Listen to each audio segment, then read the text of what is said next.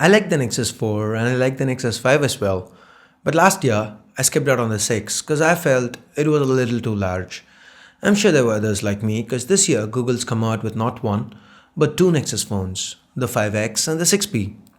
One's kind of phablet and the other's a little smaller. Today, let's take a look at the smaller of the two, the Nexus 5X. Is this Nexus worth your time, attention, and more importantly, money? Well, let's find out. But before we do, if this is your first time here, or in case you claim not to know me after watching my own video, well, my name's Ash, this is C4E Tech, and you're watching my full review of the Nexus 5X. Let's get started.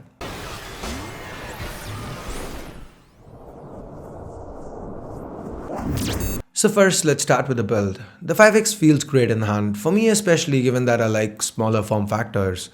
It's made out of polycarbonate entirely and that means it's quite light. LG's nailed ergonomics again. Feels very familiar, kinda like how the original Nexus 5 felt.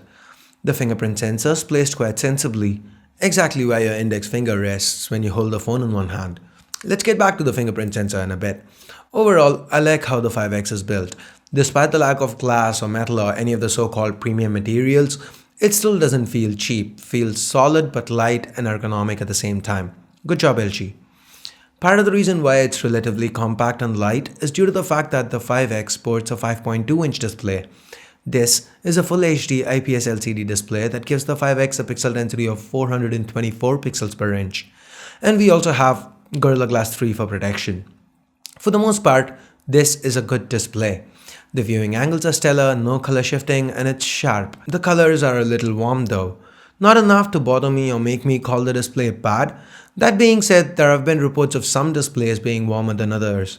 For what it's worth, I have two Nexus 5X and neither seem to exhibit this issue. Anyway, the display is also quite bright so as to not pose issues outdoors. Underneath the hood, the 5X is powered by a Snapdragon 808 chip. Now that's two Cortex A57 cores clocked at 1.82 GHz each, four Cortex A53 cores clocked at 1.44 GHz each, coupled with an Adreno 418 GPU and 2 gigs of RAM. 16 and 32 gigs are the storage options available. Sadly, there's no support for microSD. With no support for microSD, the 16 gig option seems to be a little too little for my liking. Another area I was concerned with was the RAM. But the 5X does perform quite well despite the relatively lower amount of RAM on board. Well, it's true that it can't retain as many apps in memory as its larger sibling. Odds are you aren't going to be noticing it with day-to-day usage, and even when you do, the 808 underneath seems powerful enough to load apps quickly and not affect the user experience a lot. Talking about power underneath, the Adreno 418 GPU did hold its own even when we threw intensive games at it. Given that 418 didn't have issues on the G4 despite having to push much more pixels, it shouldn't come across as a surprise that it performed well here. The audio via the front-facing speakers loud and clear. While it would have been great for the 5X to have stereo speakers, it doesn't. Unlike with the 6P, the one on top is just a earpiece here. By the way, it's worth mentioning that the speaker also has an LED buried inside. It's disabled by default, but you can enable it from the settings. Call quality and audio via the earphones were top-notch, no issues there. To power all this, we have a 2700 mAh non-user replaceable battery inside. And given LG's spotty record of battery life with Nexus devices, this is one area that I was extremely wary of. But I'm happy to say the 5X performed very well. With moderate usage, I didn't have any issues getting through a day on a single charge, and it does charge quite quickly too, with the included charger nonetheless. I've been able to get my 5X to go from 0 to 100 in less than 2 hours. Talking about that included charger, it is a little bit of a letdown that the cable that's included has Type-C on both ends. So you need to either pick up a Type-A to Type-C cable for data transfers or something like this to make use of your existing cables. If you do want to pick this adapter up, I'll leave links in the description below. This isn't a major issue and I don't see it affecting anyone's decision on picking up a 5X, but then again, I feel it was an issue worth mentioning. Talking about minor gripes, I was a little disappointed that the 5X doesn't support wireless charging. It was probably the main reason I kept going back to the Nexus 5 despite its sad battery life. When you say Nexus, there are a few things that come to mind. For me, that would be bloat-free software, quick updates, sensible pricing, and mediocre cameras. Now, this is something Google promised to address this year, and I'm happy to report that Google's more or less delivered on that promise. The 5X sports a 12.3 megapixel rear camera with large 1.55 micron sized pixels. We also have a dual LED flash and a laser assist for autofocus. The pictures shot with the 5X turned out great. They were sharp with a good amounts of detail. HDR also worked quite well. Under low light, the camera kept shooting with HDR on, and the results were quite good. Without HDR, there was a purple hue that crept in at times, but overall, I would say this is a pretty decent camera. With regards to video, 4K video is available, but this is where optical image stabilization is missed the most. The footage isn't the best that we've seen, but it is usable. And while the hardware on the 5X can't support 240 FPS slow-mo like on the X6P, 120 FPS slow motion is available and works well. The app even lets you decide which parts of the footage need slowing down. The 5 megapixel front shooter is quite adequate as well. The Google camera app hasn't been my favorite because I feel it's a little too bare bones, and it still remains the same. It's functional but lacks the finesse and polish found on other camera apps. Now the 5X allows you to quickly launch the camera by double pressing the power key. This works great, but here's where I have another minor gripe. If you have any kind of security lock on your phone, which more often than not you will have given the fingerprint sensor, even when you're unlocked with the screen on, if you launch the camera by double pressing the power key, it still locks your pictures. But like I said, it's a minor issue, nitpicking at best. Talking about that fingerprint scanner, it works really fast. You just need to place your finger on the scanner and a second later you're onto your home screen.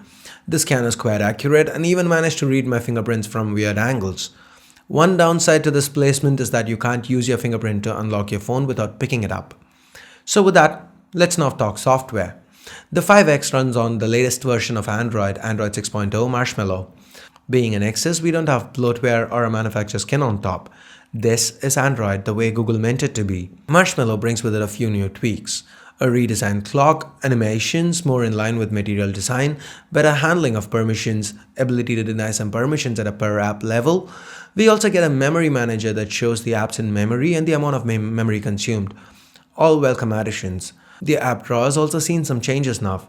It scrolls vertically, we have a search bar on top, and there's even a line of most used apps listed right to the top. The volume controls have been improved and a do not disturb toggle sits right on your notification drop down now.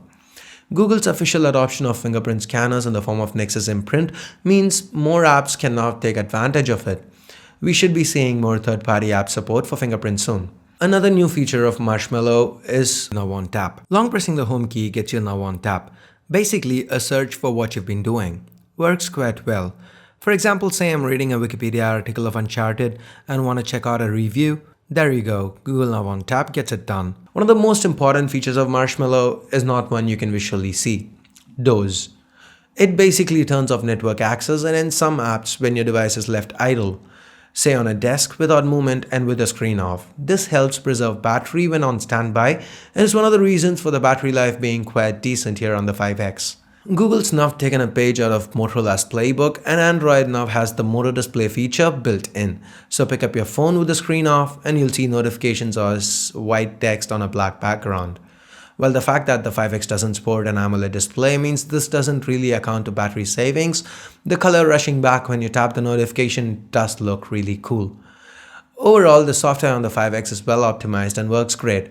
Apps open up quick without lag, multitasking's handled well too. From a user experience standpoint, I'd say the 5X delivers. So with that, we'll now get to price. And these are the prices for both Nexus devices. Here in India, I feel the 5X's price seems a little too high, but we are already seeing aggressive cuts. A few days back, the 5X was available at a 15% discount with an additional 10% cashback on Snapdeal. So at around the 25k mark, the 5X does seem to be a very strong offering from Google and LG. If someone told me this is the only phone I'll have to use for the next year or so, I wouldn't really mind it because the 5X is an awesome phone. And that's basically what I feel about it. So there you have it, my take on the Nexus 5X. Do you agree? And also, what phones would you like to see me compare the Nexus 5X with? Let me know your thoughts in the comments below.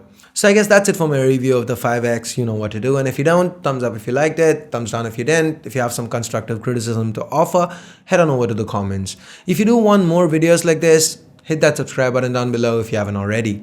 So thanks a lot for watching. Till next time, this is Ash here from C4E Tech signing off. You guys have a great day. Bye-bye now.